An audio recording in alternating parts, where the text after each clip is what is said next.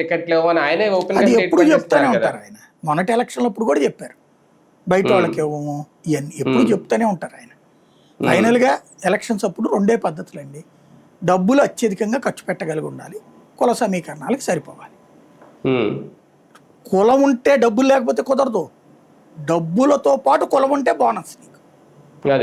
కాబట్టి వాళ్ళందరూ డబ్బులో పక్కన సంపాదించుకుంటున్నారు, సమన్వయం చేసుకుంటున్నారు అందులో, నో డౌట్. ఇక్కడ లోపాలు అయితే ఏం లేదు, సమన్వయ లోపం అయితే ఏం లేదు. బాబు గారు అది ప్రచారం కోసం అంటుంటారు అట్లా. అంటే తప్పులు జరిగితే కిందోడికి తప్పు, ఒప్పు జరిగితే నాదని చెప్పే పద్ధతి అయింది. అంటే ఈ మార్కులు సర్వేలు ఇవన్నీ చేయించేది ఎందుకు? ఇంకా వాళ్ళకి డబ్బులు అవసరం కదా. సదర్ కార్పొరేట్ కంపెనీ ఎవడో ఉంటాడు, ఓపెన్ గా 99% ఆనందం అని రాస్తాడు, తర్వాత 23 సీట్లు వస్తాయి. ఒరిజినల్ గా మనలాంటి వాళ్ళతో మాట్లాడితే మనం చెప్పగలుగుతాం ఫీడ్బ్యాక్, ఒరిజినల్ ఏం జరుగుతుంది అనేది. మనలాంటి వాళ్ళు కదా, వాళ్ళకి కావాల్సింది అటు డబ్బులు పోసి కోట్లు పోసి వాళ్ళకి తగలేస్తేనే బాగుంటుంది అది. అదే కదా. Right right.